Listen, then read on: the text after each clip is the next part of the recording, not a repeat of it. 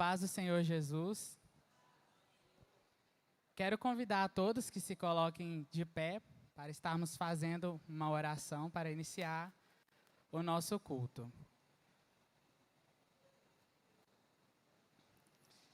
Amém? Senhor Jesus, nós estamos aqui nesta noite para ouvir a Tua palavra, Senhor. Não é apenas um musical, não é apenas um teatro.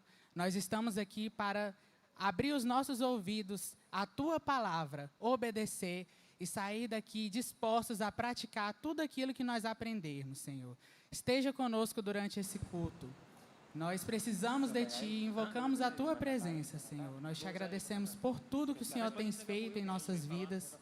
E muito obrigado por ter nos trazido até aqui em paz. Que seja uma noite de muitas bênçãos. Nós te agradecemos em nome de Jesus.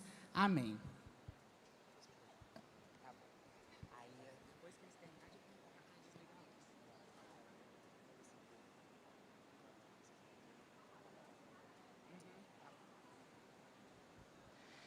Pessoal, agora nós iremos fazer a leitura bíblica. Todo o nosso musical, ele é baseado na segunda carta de Paulo a Timóteo. Mais precisamente no capítulo 4. Então, se vocês trouxeram a Bíblia de vocês, eu peço que vocês abram agora na segunda carta de Paulo a Timóteo, no capítulo 4. Vocês vão ver que todo o nosso musical é baseado nessa passagem. Eu tenho certeza que hoje vocês nunca mais lerão essa carta da mesma maneira depois de assistirem essa apresentação. Vamos fazer a leitura?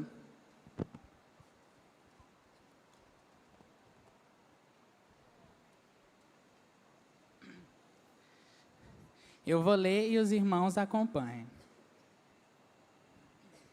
Na presença de Deus e de Cristo Jesus, que há de julgar os vivos e os mortos por sua manifestação e por seu reino, eu o exorto solenemente, pregue a palavra. Esteja preparado a tempo e fora de tempo, repreenda, corrija, exorte com toda paciência e doutrina, pois virá o tempo em que não suportarão a sã doutrina. Ao contrário, sentindo coceira nos ouvidos, juntarão mestres para si mesmos, segundo os seus próprios desejos. Eles se recusarão a dar ouvidos à verdade, voltando-se para os mitos. Você, porém, seja moderado em tudo, suporte os sofrimentos, faça a obra de um evangelista, cumpra plenamente o seu ministério. Eu já estou sendo derramado como uma oferta de bebida. Está próximo o tempo da minha partida. Combati o bom combate, terminei a corrida, guardei a fé. Agora me está reservada a coroa da justiça, que o Senhor, justo juiz, me dará naquele dia, e não somente a mim, mas também a todos os que amam a sua vinda. Procure vir logo ao meu encontro, pois Demas, amando este mundo, abandonou-me e foi para Tessalônica. Crescente foi para a Galácia e Tito para a Dalmácia. Só Lucas está comigo. Traga Marcos com você, porque ele me é útil para o ministério. Enviei Tíquico a Éfeso. Quando você vier, traga a capa que deixei na casa de Carpo, em Troade, e os meus livros, especialmente os pergaminhos. Alexandre o ferreiro causou-me muitos males. O Senhor lhe dará retribuição pelo que fez. Previna-se contra ele, porque se opôs fortemente às nossas palavras. Na minha primeira defesa, ninguém apareceu para me apoiar. Todos me abandonaram, que isso não lhe seja cobrado. Mas o Senhor permaneceu ao meu lado e me deu forças para que por minha mensagem fosse plenamente proclamada e todos os gentios a ouvissem. E eu fui libertado da boca do leão. O Senhor me livrará de toda obra maligna e me levará a salvo para o seu reino celestial. A Ele seja a glória para todos sempre. Amém. Saudações a Priscila e Áquila e à casa de Onesíforo. Erasto permaneceu em Corinto, mas deixei Trófimo doente em Mileto. Procure vir antes do inverno. Eubulo Prudente, Lino, Cláudia e todos os irmãos enviam-lhe saudações. O Senhor seja com seu espírito. A graça seja com vocês.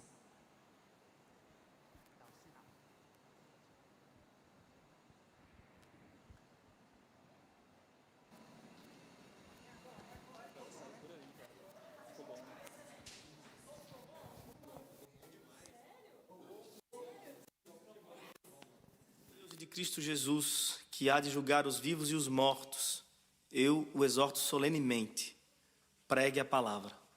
É com este imperativo que Paulo inicia suas últimas palavras ao seu filho na fé, Timóteo. Essa é a sua segunda carta ao jovem pregador e possui um valor histórico sem precedentes. Afinal, além de ser uma convocação solene ao ministério e por isso conter sagradas lições para qualquer cristão vocacionado, trata-se também da última carta paulina que temos registro. Ao que tudo indica, este foi seu último documento. Estamos mesmo diante das últimas palavras do apóstolo Paulo, não apenas a Timóteo, mas ao mundo. Como chega ao fim dos seus dias um homem de Deus? Quais as circunstâncias que o rodeiam em seus momentos finais? O que o leva a escrever essa carta ao seu amigo querido, ao seu filho amado? O pedido de Paulo não poderia ser mais solene. Pregue a palavra. Este é o resumo de absolutamente tudo que Paulo vem dizendo a Timóteo desde o começo dessa carta. Não é uma carta qualquer, é uma convocação última e urgente para que Timóteo se erga de suas limitações e de seus temores e assuma o lugar de seu tutor. Uma vez que Paulo está mesmo chegando ao fim de sua jornada ministerial, é hora do jovem Timóteo se erguer com ainda maior compromisso e valentia. Paulo diz se lembrar das lágrimas sinceras de Timóteo e da fé não fingida que ele recebeu de bom grado e acolheu no peito por meio da fala de sua mãe e de sua avó Lloyd. Deus não nos deu espírito de covardia, mas de poder e amor e equilíbrio. Foi o que Paulo lembrou a Timóteo no primeiro capítulo dessa carta, enquanto fazia referência à santa vocação que Cristo nos fez. Evite conversas inúteis e profanas, enfatizou Paulo no segundo capítulo. Fuja dos desejos malignos da juventude. No capítulo 3, Paulo se recusa em esconder de seu discípulo a face escura do ministério e diz sem medo: todos os que desejam viver piedosamente em Cristo serão perseguidos. Tu, porém, permaneça nas coisas que aprendeu por meio das Escrituras. Pregue as Escrituras. Esse é um mandamento tão solene que as testemunhas convocadas diante das quais Paulo ordena a Timóteo que pregue são Deus e Cristo Jesus. Alguns já haviam questionado o ministério do jovem Timóteo, mas não era hora de se entristecer por isso. Pregue a palavra. Outros já o haviam ridicularizado por seguir um pobre coitado feito Paulo, sempre perseguido. Mas não era hora de se envergonhar. Pregue a palavra. Alguns chegam a sugerir que a própria personalidade de Timóteo seria também uma barreira, possivelmente tímido, inseguro, mas não era hora de se ensimesmar. Era hora de se expor e pregar a palavra em tempo ou fora de tempo. E é como se Deus segredasse ao ouvido de Paulo sobre os dias que viriam, os dias de hoje. E aí Paulo vai dizer: Timóteo, vai chegar o tempo em que não suportarão a sã doutrina. A verdade causará coceira nos ouvidos. As pessoas vão atrás de pregações inofensivas, vão configurar pregadores que lhes afaguem o ego, que troquem feliz a dura verdade pela suave mentira. Fábulas e mitos podem emocionar, mas são incapazes de nos salvar eternamente. E é por isso que Paulo insiste: Timóteo, eles podem, você não. Seja sóbrio, prega o verdadeiro evangelho e vem sofrer comigo, feito um soldado nas trincheiras de uma guerra. O abandono em massa do evangelho e o fracasso coletivo de boa parte dos primeiros convertidos não eram as únicas razões pelas quais Timóteo deveria se posicionar em favor de Cristo, assumindo sua vocação. Outra razão, oferecida por Paulo, era sua morte iminente, ou como ele gostava de figurar, sua oferta de libação. Os rituais de sacrifício praticados no Velho Testamento incluíam essa tal oferta de libação. E seria o momento em que o altar sobre o qual os animais eram sacrificados seria lavado por algum líquido, geralmente vinho ou óleo. O aroma perfumado destes líquidos denunciava que já estava chegando no fim da cerimônia. Essa foi a figura usada por Paulo para descrever sua morte. Ele não desenha essa tela com cores densas, escuras, mas com o vivo vermelho de um vinho sendo aspergido. Não tem cheiro de medo ou luto. Sua morte tem cheiro de vida e festa. As rimas não são azedas e melancólicas, não. Sua morte rima com o doce do vinho. E este é precisamente o convite de Paulo a Timóteo: vem sofrer comigo.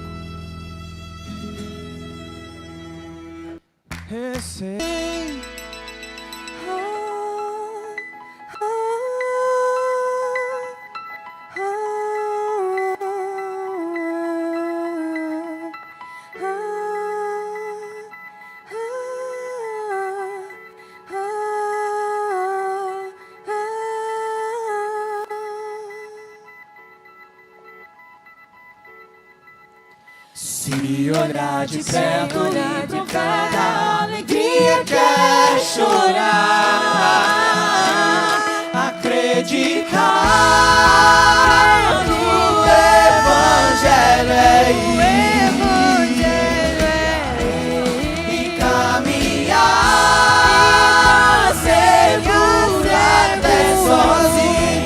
seguro até sozinho, acreditar no Evangelho é ir e caminhar seguro sozinho.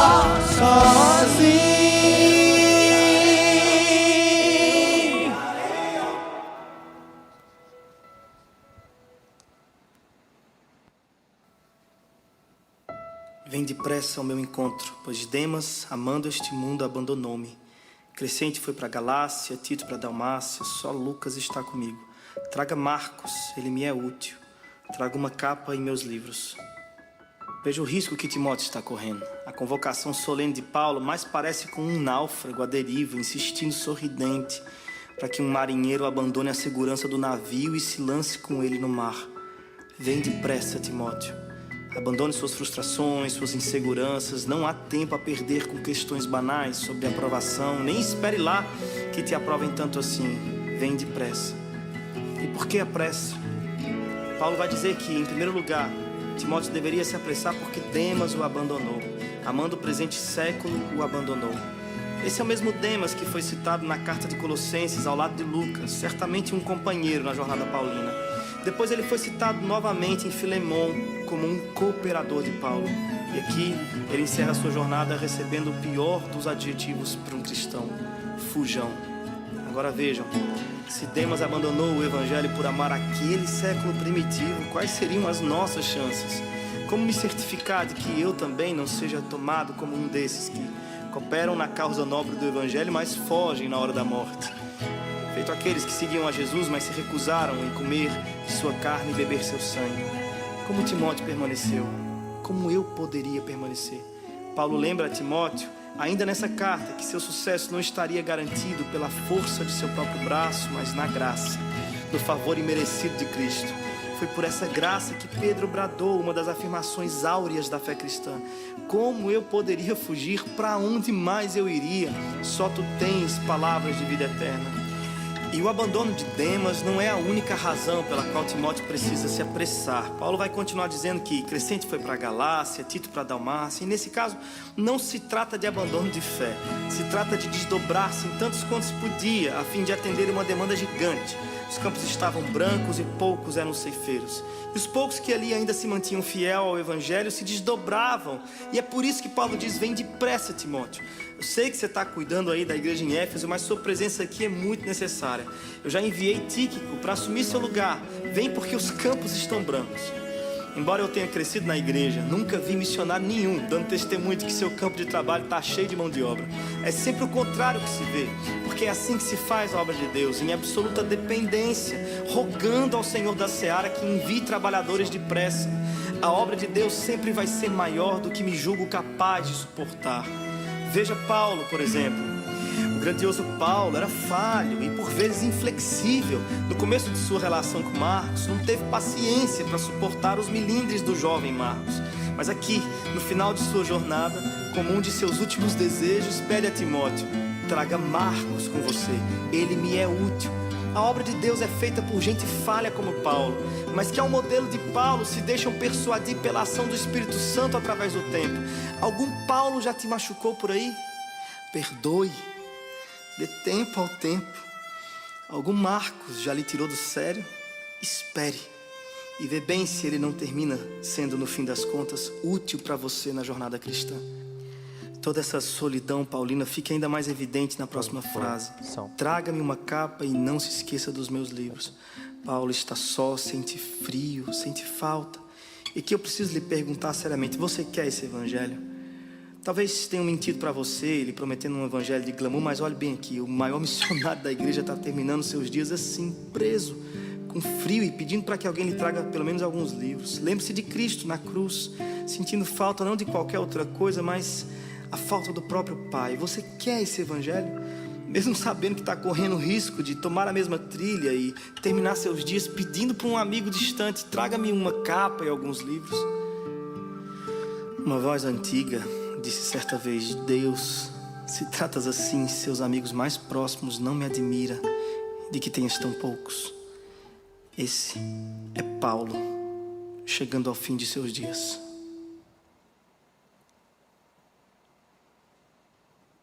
Mãos cansadas, desatando nós que o prende aqui. Solta o barco, aguardando hora de partir. Mas a sua canção não carrega a dor de quem se vai. Mãos marcadas pelas lutas,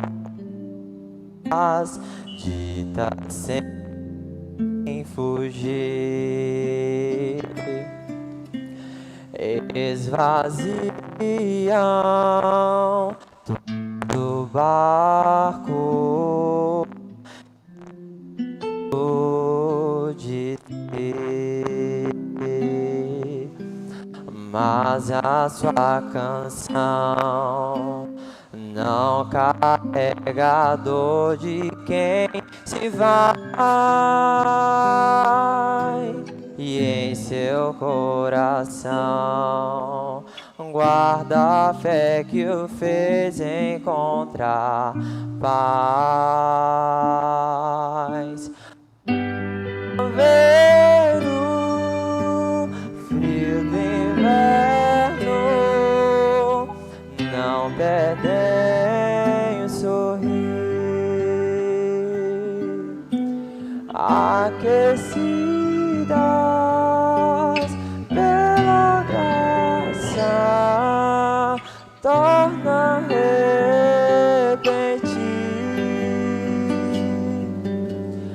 Dor nenhuma se compara com a glória por vir.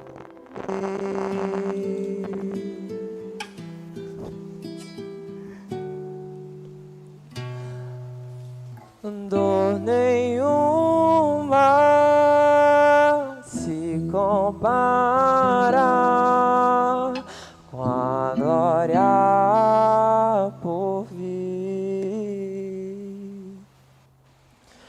Dor nenhuma, alma nua.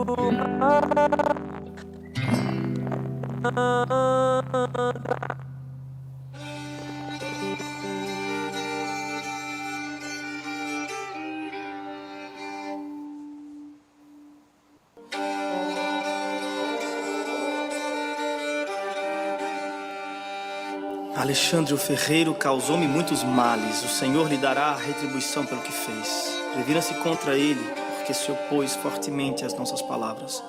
Na minha primeira defesa, ninguém apareceu para me apoiar. Todos me abandonaram. Que isso não lhe seja cobrado.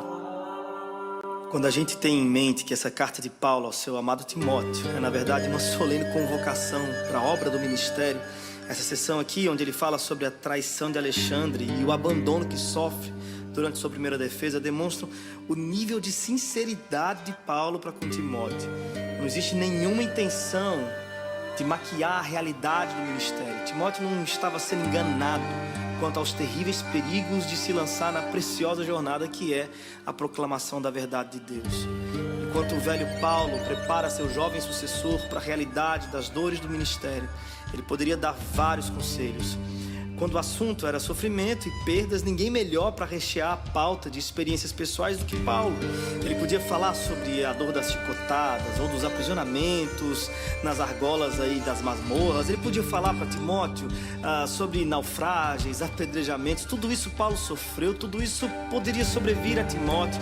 Mas o que Paulo considera de singular importância, no fim das contas, é preparar Timóteo para a traição no campo. Timóteo, Alexandre, isso dói.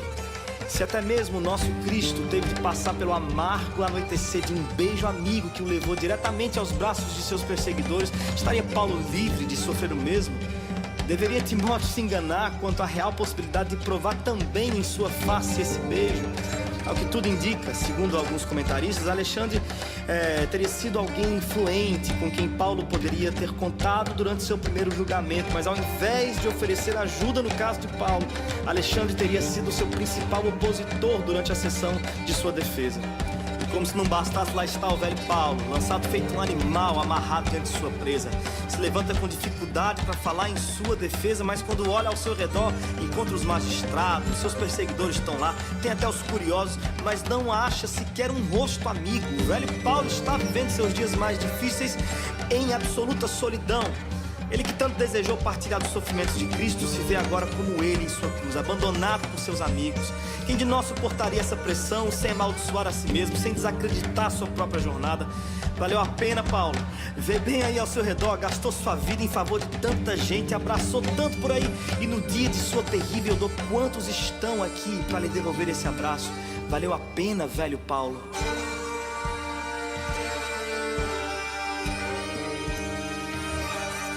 E a pergunta volta para você: você quer esse evangelho? Olhe bem para esse texto e me responda: quer mesmo correr o risco de chegar nos últimos dias de sua jornada como o velho Paulo, como seu Cristo? Olhe bem, veja bem, se você começar a se envolver demais com esse negócio de igreja, de Cristo, de evangelho, você vai ter que começar a perder algumas coisas que qualquer um considera em grande estima. Se seu envolvimento chegar até o pescoço, é possível que perca alguns amigos, talvez aquela promoção tão sonhada na carreira profissional, porque as ideias do evangelho vão bagunçar sua cabeça de uma forma bem estranha a princípio. E você corre sérios riscos de ter de reconfigurar sua postura pública e privada. Você quer esse evangelho? Se chegar ao ponto de envolver-se até submergir no oceano desse evangelho e já não saber mais quem é você e quem é Cristo, aonde começa Cristo em você e até onde vai você em Cristo, você pode chegar assim ao ponto de estar sozinho e escrevendo para algum amigo distante: ei, me envia aí uma capa e alguns livros. Mas as escrituras garantem que não é possível de forma nenhuma que você chegue ao seu último dia sem a presença do mesmo Cristo que lhe encontrou, com o mesmo olhar compassivo que lhe acolheu. Paulo continua o texto dizendo: mas o Senhor permaneceu ao meu lado e me deu forças para que por mim a mensagem fosse plenamente proclamada. O Senhor me livrará de toda obra maligna e me levará a salvo para o seu reino celestial. A Ele seja glória para todos sempre. Amém. O convite do velho Paulo ao seu amado Timóteo não era para se jogar em absoluta insegurança no mar revolto, afinal de contas, não. Era o oposto. O convite de Paulo era para que Timóteo subisse ao navio mais firme. Aliás, que subisse na rocha inabalável que é Cristo. Por isso a insistência: Timóteo, eles podem regredir, pode acontecer de aquele lá te trair e o outro te machucar. Na verdade, vai acontecer de muitos virarem as costas para o evangelho que você proclama. Tu, porém, permaneça firme. Timóteo, eles podem, você não.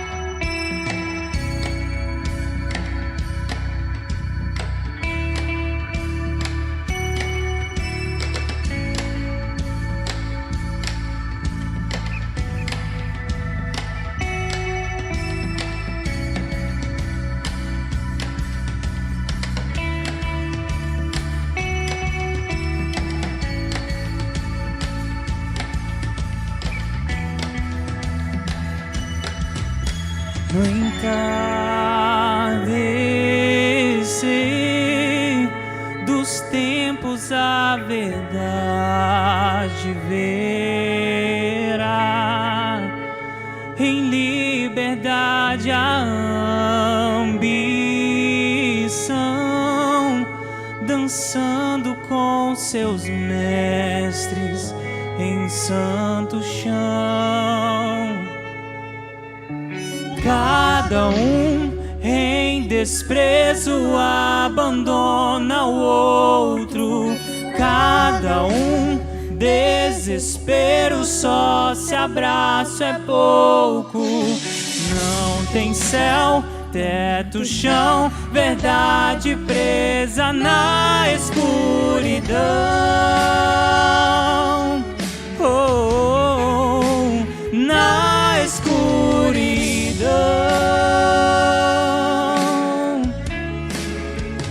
Tu, porém, permaneça em mim. Tu, porém, guarde o que eu falei. Tu, porém, fortifica-te, é o bastante a graça que eu deixei. Tu, porém, permaneça em mim. Tu, porém, guarde o que eu falei. Tu, porém, fortifica-te, é o bastante a graça que eu deixei. Tu, porém, sendo os outros, tu, porém, eles podem, tu, porém, vão ser muitos, tu, porém, ser fiel até o fim, só vem, traz a capa e também livros, amigos e só vem. Eu tô sozinho, tu, porém, ser fiel comigo. E se perder tudo que tu tens aí, se alegre então por saber Deus está aí. Santo, santo é o teu nome. Na realidade do Evangelho, a realidade das coisas costuma ganhar outras cores. Morte aqui tem cheiro de vida. O choro às vezes ganha contornos amarelos e soa festivo. Na realidade subversiva do Evangelho, é dano que se recebe. Eu sei que você tem sido treinado para reter. Sucesso para a gente é retenção em massa. Mas veja, o sucesso de Cristo foi medido pelo nível de seu esvaziamento. Enquanto Paulo está, aos olhos de todos ali no tribunal, sozinho, abandonado, sujo, doente, ele vive, na verdade, seus momentos de maior alegria. Ao relatar esse episódio, ele deixa escapulir uma pequena e bela canção de louvor. A Ele seja a glória para todos sempre. Amém. Ele nunca esteve tão bem acolhido como em sua solidão. Na realidade do Evangelho, a realidade das coisas costuma ganhar outras cores. Estamos caminhando para as últimas palavras dessa carta. As últimas palavras registradas do grandioso Paulo. Aliás, do pobre, coitado e aprisionado Paulo, porque na realidade do Evangelho, a realidade das coisas é outra. Saudações a Priscila e Áquila e a casa de Onesíforo. Erasto permaneceu em Corinto, mas deixei Trófimo doente em Mileto. Procure vir antes do inverno. Eubolo, Prudente, Lino, Cláudia e todos os irmãos enviam-lhe saudações. O Senhor seja com seu espírito, a graça seja com você. Como chega ao fim de sua jornada um homem de Deus? Paulo chegou assim, aparentemente sozinho, mas nenhuma gota de amargura no peito. Antes, saudações e gratidão sendo exaladas por meio de suas palavras. Ele faz menção de amigos queridos com quem dividiu momentos importantes na fé. Priscila e Áquila, que haviam partilhado a estrada missionária com Paulo em ocasiões passadas. Onesíforo, que já foi mencionado por Paulo como alguém que o animava muito. Cita Erasto também, possivelmente tesoureiro na igreja em Corinto, uma igreja que parece ter demandado muito da atenção do apóstolo. Como chega ao fim um homem de Deus? O que Paulo está se ocupando em fazer nos últimos momentos de sua jornada? Bem, Paulo está fazendo aqui o que fez durante todo o seu ministério. Ele está pensando nos outros. Deixei Trófimo doente em Mileto. É quase como ver a Cristo ali no madeiro, em grande dor e agonia, mas ainda assim reservando algum momento para cuidar de sua mãe e de seu discípulo mais novo. Filho, eis aí a tua mãe. Mãe, eis aí o teu filho. Cristo entregou o coração partido de sua mãe aos cuidados de João. Paulo entregou o doente Trófimo aos cuidados de seu discípulo. Quem de nós pensaria em mais alguém na hora de sua dor? Paulo pensou. Cristo também. Porque na realidade do Evangelho, a realidade das coisas costuma ganhar outras cores. Paulo ainda arranja espaço para citar cuidadosamente nomes daqueles que muito provavelmente são seus últimos frutos. Eubulo, Prudente, Lino, Cláudio e os irmãos todos. É como quem diz, se você chegar aqui, Timóteo, e eu não estiver mais, procure por esses novos convertidos. E aí nós chegamos de fato no fim. Para quem acompanhou a jornada cinematográfica de Frodo e a Sociedade do Anel, lembra muito bem da cena comovente que foi a despedida desse pequeno e corajoso hobbit com seus amigos. Mas o momento mais emocionante foi o último abraço. Frodo olha compassivo para o seu companheiro de jornada Sam. E em silêncio solene os dois parecem reviver toda a aventura que os tirou do condado e os levou até ali. É precisamente nesse ponto da história de Paulo e Timóteo que chegamos. As próximas frases são o último abraço de Paulo em seu filho Timóteo. E ele poderia fazer votos de que Timóteo fosse muito bem na vida, tivesse muitos amigos e tudo mais, mas não é nada disso que Paulo deseja a Timóteo. Paulo sabia muito bem o que foi que o livrou de padecer inúmeras vezes. E padecer aqui não é no sentido de morte, não, porque morte para Paulo é lucro, né? Lembre-se, na realidade do Evangelho, a realidade das coisas costumam ganhar outras cores. Paulo sabe muito bem o que desejar a Timóteo. Timóteo, quando eu tinha a sua idade, quando eu era jovem, eu fui até Deus desesperado com um espinho que me aferroava a alma. Mas Deus disse, Paulo, não se aveste não, a minha graça te basta, porque o meu poder se aperfeiçoa na sua fraqueza. E é isso, Timóteo, que eu desejo a você, o favor imerecido dos céus, que certamente me abrirá os portões celestiais. Timóteo, que a graça seja com você. E ao dizer isso, descansou a pena do poeta. Descansou o apóstolo eternamente. Missão cumprida, seu ministério findou. Eu não sei se Timóteo chegou lá antes do inverno como Paulo desejou, mas a pergunta é se você vai chegar antes do inverno. Timóteo, vem depressa. Se eu perder tudo que juntei aqui, me alegrarei, pois eu sei que tenho a ti. Me ponho no chão pra agradecer o teu amor por mim, teu sangue sobre mim.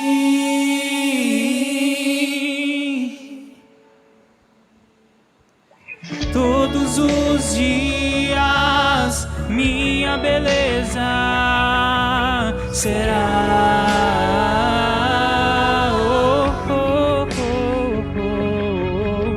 todos os dias minha riqueza será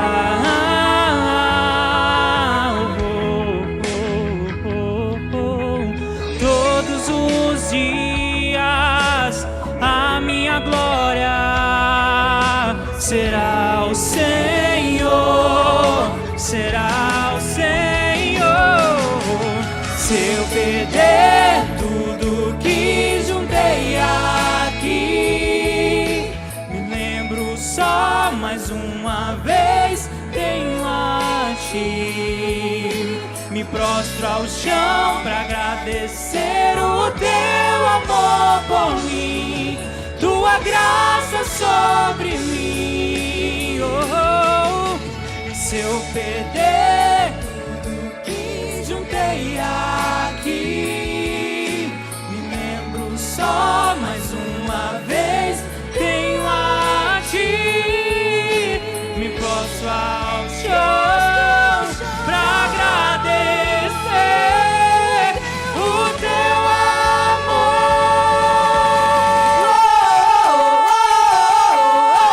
Vou pro chão pra agradecer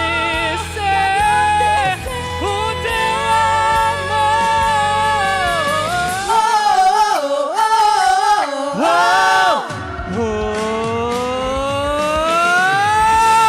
Vou pro chão pra agradecer o teu amor.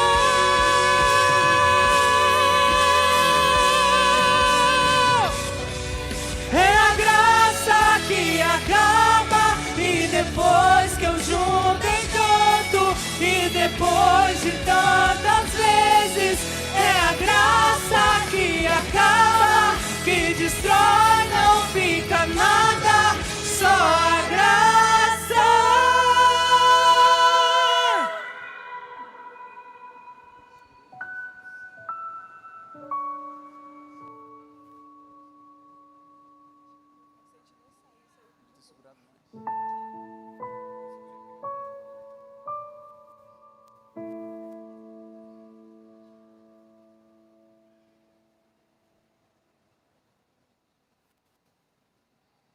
Na presença de Deus e de Cristo Jesus, que há de julgar os vivos e os mortos, eu o exorto solenemente. Pregue a palavra.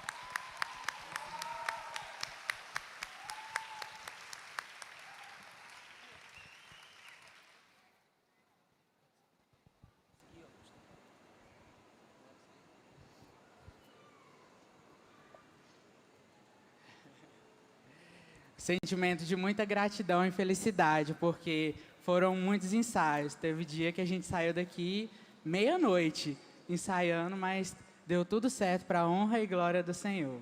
Esses meninos, eles são uma bênção e muito fáceis de lidar, sabe? Agora eu quero convidar aqui na frente o pastor Lúcio, que ele estará trazendo uma mensagem diretamente dos céus para os nossos corações. Parabéns, meu amado. Deus te abençoe, essa bênção demais. Aleluia. Aleluia. Alguém consegue aquele púlpito para mim, aquele pequeno, Wilker? Um dos obreiros fazendo um favor? A paz do Senhor Jesus. Paz do Senhor Jesus. Amém? Olha para o teu irmão, diga que bom que você está aqui. Aleluia. Diga, não seria a mesma coisa se você não estivesse aqui. Aleluia. Amém, amados? Glória a Deus. Aleluia. Glória a Deus. Ah, Senhor amado, que coisa linda, hein? Parabéns ao Wilker, o Teatro Emaús, serviço de gente grande, né? Trabalho profissional, serviço de gente grande mesmo. Sim, eu fiquei observando, louvando a Deus por essa equipe, pelo trabalho, pelo empenho de vocês. E a palavra que eu tenho no meu coração é gratidão. Amém? Aleluia. Eu quero pedir para você, se você trouxe a tua Bíblia, abra comigo a tua Bíblia em Atos, no capítulo 16, no versículo 1. Atos 16, 1. Amém? Atos 16, 1. Eu vou ser breve. Chegou também a Derbe e a Listra. Aqui está falando de Paulo, quando ele chegou a Derbe e a Listra. E havia ali um discípulo chamado Timóteo, filho de uma judia crente, mas de pai grego. Dele dava bom testemunho os irmãos em Listra e Icônio. Olha para cá, por favor, me dá mais um pouco da sua atenção. Eu vou ser breve, mas imbuído pela emoção que essa peça nos trouxe, que esse musical nos trouxe, eu estava lá em casa meditando o que falar sobre tudo isso. E Deus colocou uma palavra no meu coração, exatamente sobre o que nós vimos aqui, sobre Timóteo, amado Timóteo, amado discípulo de Paulo, no qual Paulo tinha como um filho. Se a gente observar nas suas cartas a Timóteo, ele o chama de filho, amado Timóteo. Quem era esse amado Timóteo? A pergunta, para ser melhor, mas quem afinal era Timóteo? Eu escrevi aqui algumas coisas a respeito dele. Como nós vimos na peça, Timóteo era um jovem, amém? Era um jovem líder de uma igreja,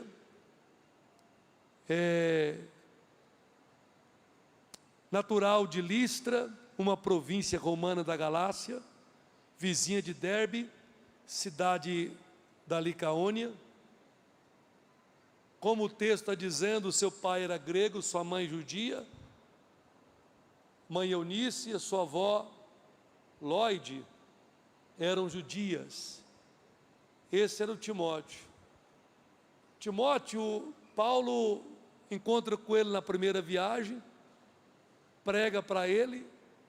Na segunda viagem, quando Paulo o encontra, os irmãos já dão bom testemunho a respeito da vida de Timóteo, do trabalho que Timóteo estava desenvolvendo. Então Paulo, que já tinha, segundo alguns, e a própria Bíblia nos mostra, que já tinha deixado, João Marcos já o tinha deixado, Paulo então o pega para ir contigo na viagem, na sua segunda viagem missionária, para suprir a falta de João Marcos. Sabe, agora o que eu quero dizer para você é que Timóteo nos ensina muito a vida de Timóteo, e tem tudo a ver com o que nós vivemos no dia de hoje, principalmente a segunda carta.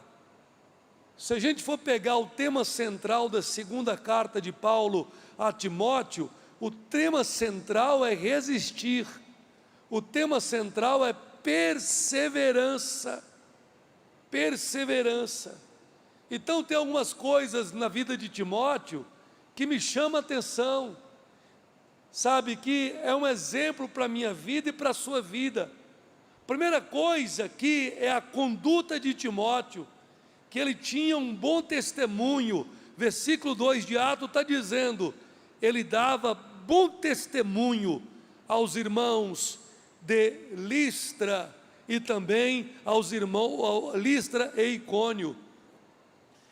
Ou seja, Timóteo, apesar de jovem, dava um bom testemunho. E agora o que eu acho interessante é que a própria Bíblia diz que desde a sua infância, lá em 2 Timóteo capítulo 3, versículo 14, versículo 15, está dizendo assim, que ele aprendeu, ou seja, ele perseverou nos ensinamentos no qual ele foi ensinado, desde criança que ele perseverou, dando bom testemunho. E aqui eu quero abrir um parêntese, atenção aqui por favor, todos os jovens, adolescentes, pré-adolescentes, sabe, se tem uma das coisas que eu aprendo com Timóteo aqui, e que a Bíblia vai dizer para mim e para você, é que Timóteo, desde a sua criança, desde a sua infância, ele aprendeu o quê? A obedecer os ensinamentos da sua mãe judia, sua mãe Eunice, e da sua avó Lóide. Ele perseverou nos ensinamentos dela. É por isso que a Bíblia diz que nós devemos honrar pai e mãe. E quando nós honramos pai e mãe, a Bíblia diz que os nossos dias eles são prolongados na terra. Eles são prolongados na terra. Timóteo nos dá exemplo de um jovem que aprendeu a ouvir os conselhos do pai. Escuta, olha aqui para mim, por favor. Escuta, você jovem. Talvez você pode dizer, meu pai é chato, minha mãe é chata, ela fica me corrigindo, colocando regras, ela fica ditando isso para mim, dizendo o que eu devo, o que eu não devo fazer. Ah, mas é muito chato isso. Escuta bem uma coisa que eu vou te dizer: aprenda a ouvir os conselhos do teu pai, aprenda a ouvir os conselhos da tua mãe. Foge daquilo que não agrada a Deus, foge das más conversações, foge das más amizades, foge de tudo aquilo que te tira da presença de Deus. Amém, amados? Sabe, uma das coisas que eu observei na peça, que o Espírito Santo estava falando muito ao meu coração, eu não sei se falou o teu coração.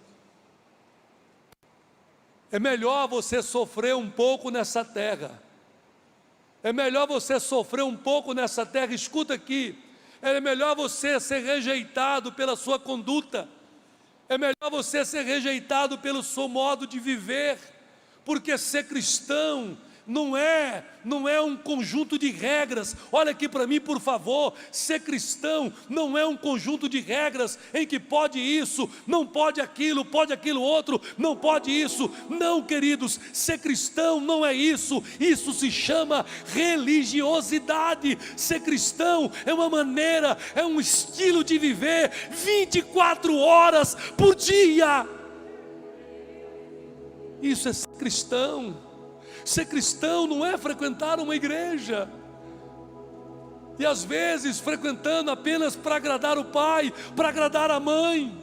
Não, ser cristão é um modo de viver, é uma conduta de se viver 24 horas. E qual que é a base de regra do cristão? Primeiro Deus em tudo na minha vida, e as demais coisas me são acrescentadas.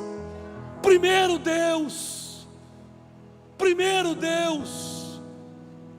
É por isso que a Bíblia diz: agrada ao Senhor e Ele satisfará os desejos do teu coração. Escuta, Deus sempre coloca isso. Você tem escolha, meu filho, minha filha. Ou você agrada ao mundo, viva os prazeres do mundo, ou você renuncia. Mas se você renunciar, você vai sofrer. Você vai sofrer.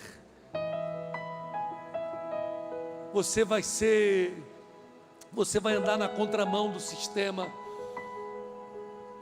Deus tem chamado jovens, como eu vi esses jovens aqui, como eu tenho visto jovens. Deus tem chamado jovens, adolescentes, pré-adolescentes, crianças, para andar na contramão do sistema. Se tem uma das coisas que eu aprendo com a Bíblia, é que onde abunda o pecado, superabunda a graça. Nós temos vivido dias em que o pecado tem crescido de uma forma assustadora. O pecado tem crescido de uma forma assustadora, terrível. Mas escuta bem uma coisa: assim como o pecado está crescendo, meu irmão, sabe uma coisa que eu vou te dizer? Assim como o pecado cresce, sabe uma coisa que eu quero dizer para você? Aumenta o nível da tua comunhão com Deus, aumenta o nível da tua busca em Deus, aumenta o nível da tua santidade, e não regrida, em nome de Jesus. Uma das coisas que eu aprendo com Timóteo é que Timóteo era discípulo. Mateus capítulo 28, Jesus diz assim: ide, pregai o evangelho e fazei discípulo. Escuta, eu vou ler para vocês isso aqui. Ide, portanto, 28, 19, fazei discípulo de todas as nações. Diga comigo a palavra discípulo. Diga mais uma vez. Foi para isso que Jesus te chamou. foi para você ser discípulo. Timóteo era um discípulo. Timóteo era um discípulo, disposto a seguir os ensinamentos. Foi discípulo dentro da sua casa, ouvindo sua mãe, ouvindo os ensinamentos da sua avó. Quando encontra com Paulo, ele agora dá ouvido ao Evangelho, ele agora dá ouvido à palavra, sabe, os ensinamentos de Cristo Jesus, porque ele havia crescido debaixo dos ensinamentos, sabe, da religião judaica, mas ele estava firme, sendo fiel a Deus. E agora ele então entende, sabe, que precisa entregar a vida para Jesus. E ele entrega, ele aceita o Evangelho de bom grado, de bom gosto, sabe? E ele tem um desejo no teu coração de ser discípulo. Ele é discípulo de Paulo. Paulo chama de filho, filho amado, amado Timóteo. É assim que Paulo o trata. Escuta, pastor, o que é ser discípulo? É o mesmo que ser cristão. A Bíblia diz lá em Atos que as pessoas, porque antes os cristãos eram chamados aqueles do caminho. Nós é que colocamos como evangélicos, nós é que colocamos a palavra crente. Isso aí vem bem depois. Mas quando Jesus, ele morre e ele sobe aos céus, que ele dá a missão para a igreja, porque havia um povo que foi acreditando, que foi ouvindo, que foi sendo batizado. Esses, as pessoas os chamavam aqueles do caminho. Quem são aqueles? São os do caminho, assim que eles eram chamados naquele tempo. Por quê? Porque eles estavam no caminho, nos ensinamentos de Jesus. Eles estavam praticando os ensinamentos de Jesus. Por isso que eles eram chamados do caminho. Jesus disse: eu sou o caminho e a verdade e a vida. Ninguém vai ao Pai a não ser através de mim. Por isso eles estavam vivendo no caminho, e as pessoas os chamavam os do caminho. De repente começam a chamá-los de cristão. Mas por que de cristão? Me pergunta por quê? Sabe por quê? Porque cristão quer dizer parecido com Cristo, aquele que parece com Cristo. As pessoas começaram a observar que as atitudes daqueles do caminho eram parecidas com as atitudes de Cristo Jesus. Então eles olham e dizem: olha, eles são pequenos Cristo, eles parecem com Cristo. E começaram a chamar os do caminho de cristão. Por quê? Porque eles imitavam a Jesus, eles queriam ter o caráter de Jesus, queriam viver os ensinamentos de Jesus. Essa é a chamada para o Evangelho, é parecer com Jesus. Cada dia eu perder um pouco de mim e parecer um pouco com Ele. Tem muito de mim ainda, mas eu quero perder a cada dia. Que cada dia você possa, sabe, hoje as pessoas dizem assim: eu não posso perder a minha essência, eu não posso deixar de ser quem eu sou. Meu amado, escuta bem, o chamado de Jesus é que você perca a tua essência, é que você perca tudo aquilo, sabe, que não agrada a Deus, que você cada dia se pareça mais com Ele, com Cristo Jesus, nas atitudes, no modo de falar, no modo de agir, no modo de se portar. Estou entendendo? Digam amém. Jesus em Mateus no capítulo 5, quando ele começa os seus ensinamentos, eu acho isso tão maravilhoso, que quando ele começa os seus ensinamentos, Mateus capítulo 5, ele vai dizer assim: olha, bem-aventurado os humildes de espírito, porque deles é o reino dos céus. Bem-aventurados os humildes de espírito. O que é ser humilde de espírito, pastor? Humilde de espírito é ser ensinável. É ser ensinável. É aquele que é ensinável. Tem pessoas que não são ensináveis. Tem pessoas que são igual aquele jumento de queixo duro. Sabe, eu me lembro que uma vez na fazenda, quando eu era adolescente na fazenda, nós tínhamos um jegue. E eu tentava, sabe, virar o queixo do jegue. Tentava, ele endurecia assim, empacava. Não tinha nada que fazia aquele jegue ir para frente, nem para trás, nem virar, nem nada. Tem pessoas que são desse jeito. Jesus nos chama para ser o quê? Humilde de espírito, humilde, irmão. Tem pessoas que pensam que ser humilde é usar uma roupa, sabe, rasgada, fazer uma carinha, sabe, colocar sabe, aquele jeito. Ah não, fulano é humilde. Tem pessoa que pensa que ser humilde é não diz, não, eu gosto de ovo eu como ovo com arroz, é porque eu sou humilde. Ovo com arroz é uma delícia. Não, eu sou humilde. Que nada! Tem pessoas que têm um orgulho. Ah não, é porque eu sou humilde. Não é nada. Humilde, o que é ser humilde de espírito? Jesus está dizendo, bem-aventurados humildes de espírito. Ou seja, bem-aventurados são aquelas pessoas que são ensináveis, que se deixam ensinar, que se deixam aprender, que se deixam dizer, Senhor, molda a minha vida, molda meu coração, molda as minhas atitudes, me ensina a não errar tanto, me ensina a viver segundo a tua vontade.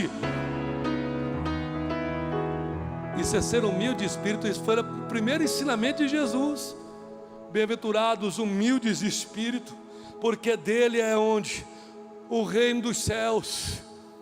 Então deixa de lado o orgulho, deixa de lado a arrogância, a prepotência, deixa de lado as tuas razões. Sabe por quê? Ah não, é a minha razão. Não, escuta, no reino do céu não tem lugar para prepotência, no reino do céu não tem lugar para orgulho, no reino do céu não tem lugar para arrogância, no reino do céu tem lugar para aqueles que se deixam ensinar, que deixam, não, eu quero aprender, ah, eu não quero te ouvir, não, no reino do céu tem aquele que para ouvir, aquele que para ensinar. No reino do céu tem lugar aquele que abre o coração e diz, Senhor, eu não sou dono da razão, eu não sou dono da razão não, Senhor, eu quero aprender contigo, Jesus. Espírito Santo, muda a minha vida. A gente vê isso no caráter de Timóteo, a gente vê isso nas atitudes de Timóteo. Um homem ensinável. Permaneça, Timóteo, nos meus ensinamentos. Permaneça, Timóteo, naquilo que você aprendeu da tua mãe. Permaneça naquilo que você aprendeu da tua avó.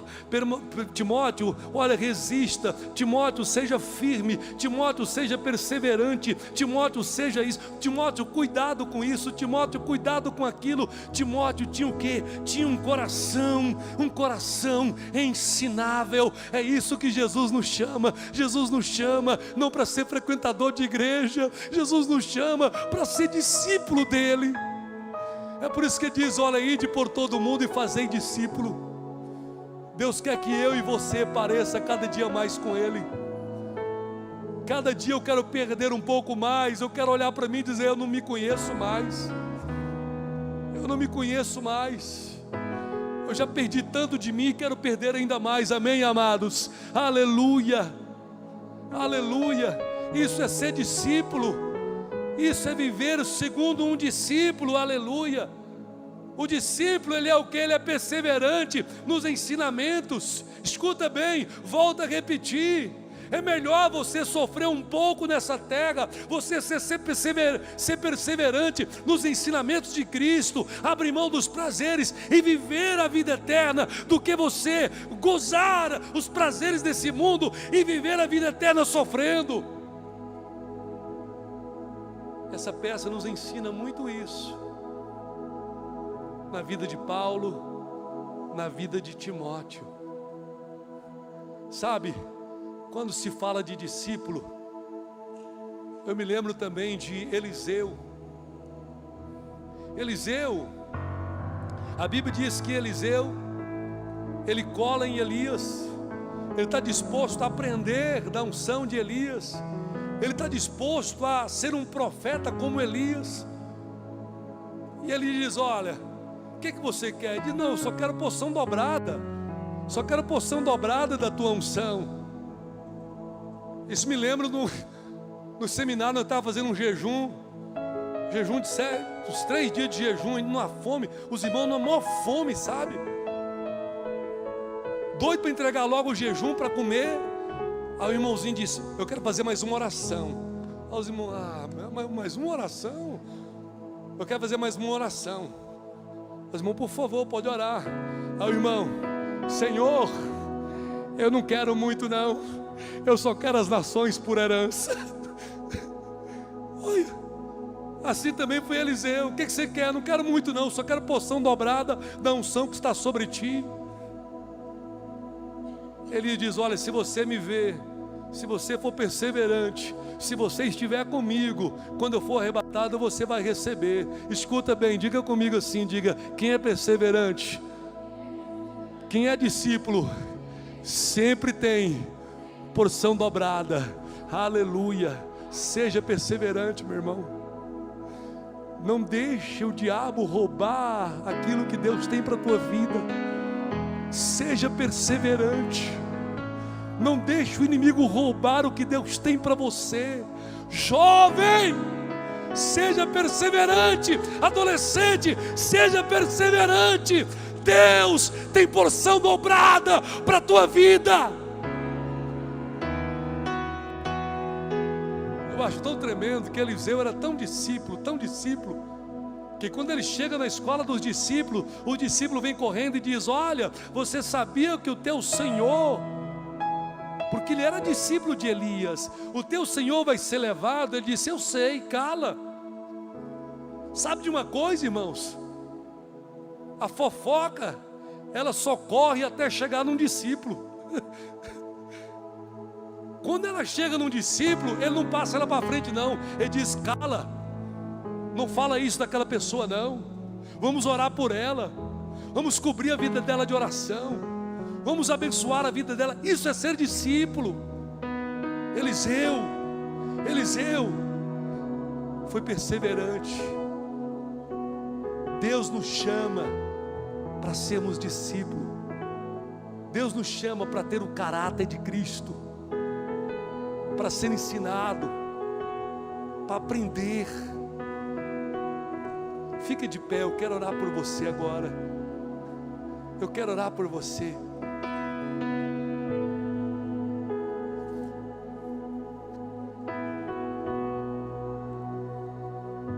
Coloca a tua mão no coração.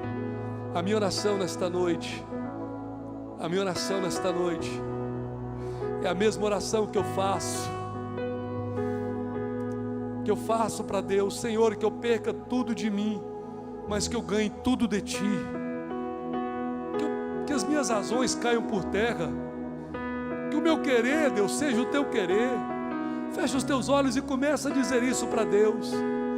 Talvez você sua vida está relaxada, tua vida cristã está relaxada. Você vai dizer: pastor, eu tô tão morno, pastor, na minha fé. Eu não tenho sido perseverante. Eu não tenho nem conseguido orar, pastor. Pastor Lúcio, olha, está difícil. Pastor Lúcio, eu luto, mas eu acabo caindo. Deus acredita em você. Ele só quer que você seja perseverante.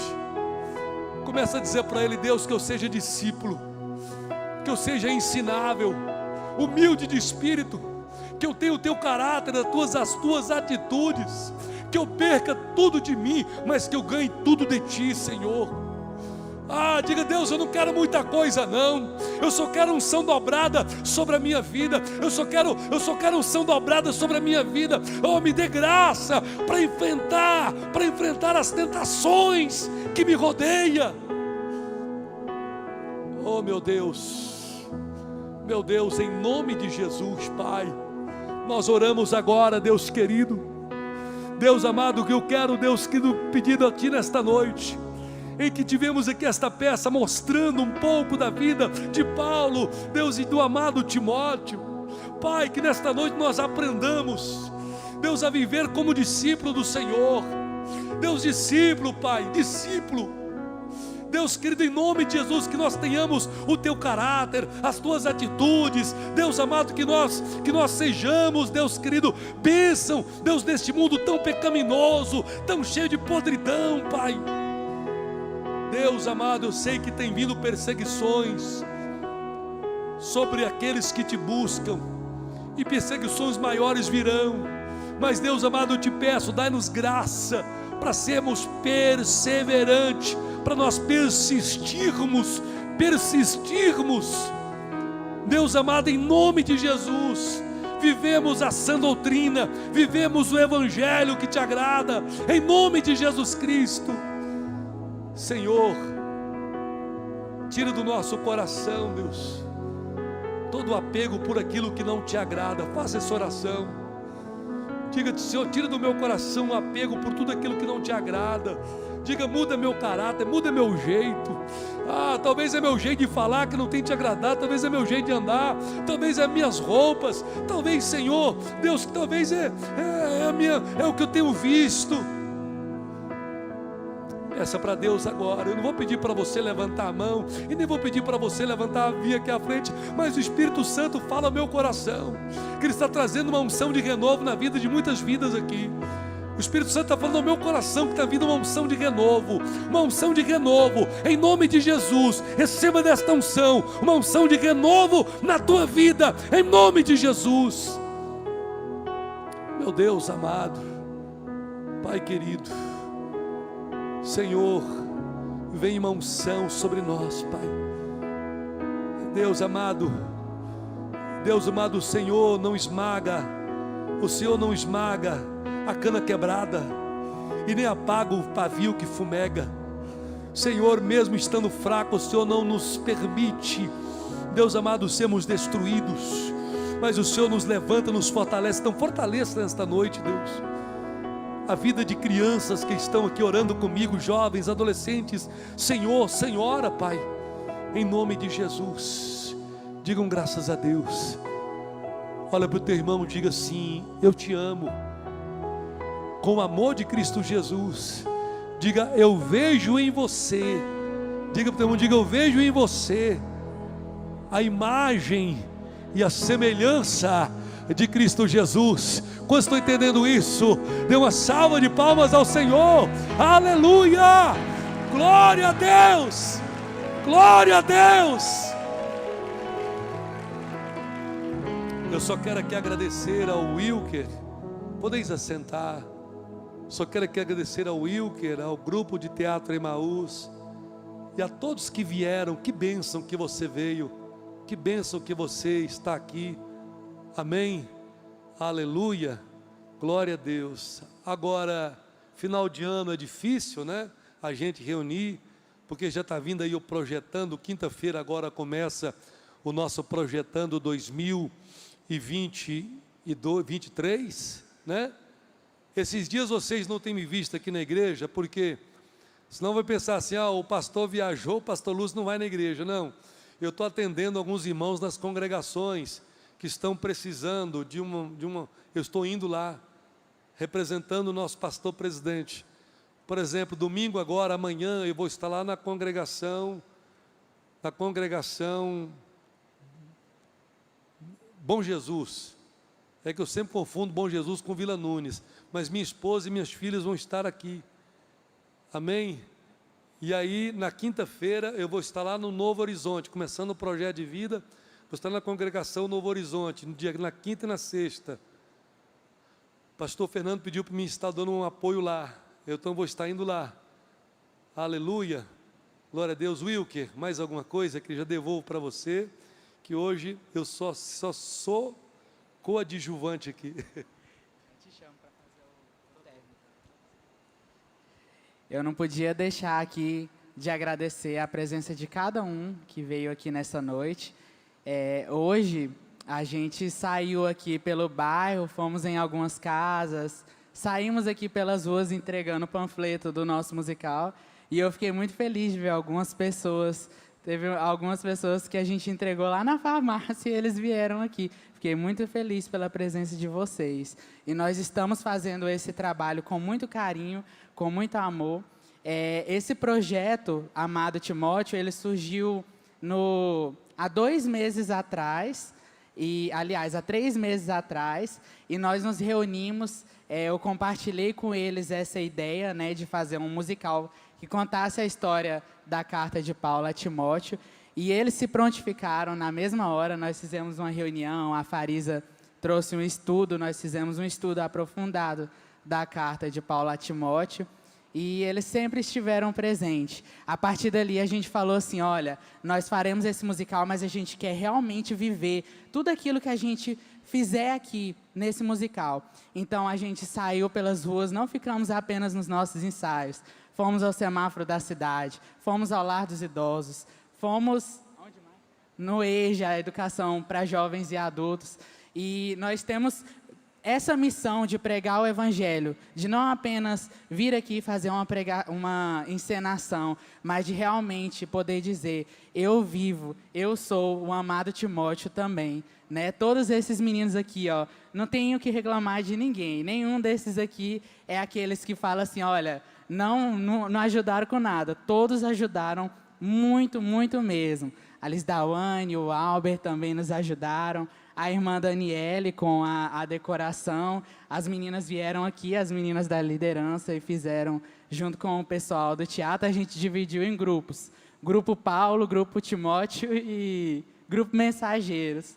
E eles fizeram toda essa obra, eu não fiz nada sozinho, tudo foi com a presença, primeiramente, de Deus, do Espírito Santo, e com a presença desses meus amigos, tá bom? Amo muito vocês e agradeço por vocês estarem sempre dispostos, porque foi assim, os meninos da música também, a gente fala, bora? Aí eles falam, bora, na mesma hora, eles não negam, e graças a Deus tudo ocorreu bem, amém? Devolvo a oportunidade para o pastor Lúcio estar fazendo o término. Quero agradecer também ao meu pai e à minha mãe que fizeram presença aqui hoje, estava tendo festividade lá na igreja deles, mas eles falaram com o pastor para liberar e o pastor liberou e eles estão aqui também. Amém? Agradeço. Aleluia. Olha, eu quero desafiar você a não deixar de fazer o projeto de vida. Faça seu projeto de vida. Eu vou te orientar, entra para o teu quarto, ora, coloca lá, Senhor, neste ano de 2023, eu quero mudar ainda mais. Você que é filho diz, eu quero ser um filho melhor, quero ser uma filha melhor. Quero te pedir perdão pelas vezes de coisas que eu fiz, né? E vai, escreve lá o teu projeto de vida, sabe? Coisas que você quer mudança, que você quer conquistar, e persevere nisso. Vai começar na quinta-feira, então não falta, em nome de Jesus. Amém? Os irmãos que estão nos visitando hoje, a você que veio através do convite, eu quero desafiar você também a fazer o projeto de vida, fazer algo diferente. Cada dia do projeto de vida representa um mês do ano. Amém? Vamos fazer, aleluia, eu tenho certeza que vai ser bênção na tua vida, assim como é na minha e da minha família. Fique de pé, estenda as tuas mãos assim, aleluia. Que o amor de Deus e que a graça de Jesus seja abundante, abundante, abundante nas nossas vidas, e que as consolações do Espírito Santo também sejam abundantes na nossa vida. Em nome de Jesus eu oro e eu declaro, em nome de Jesus,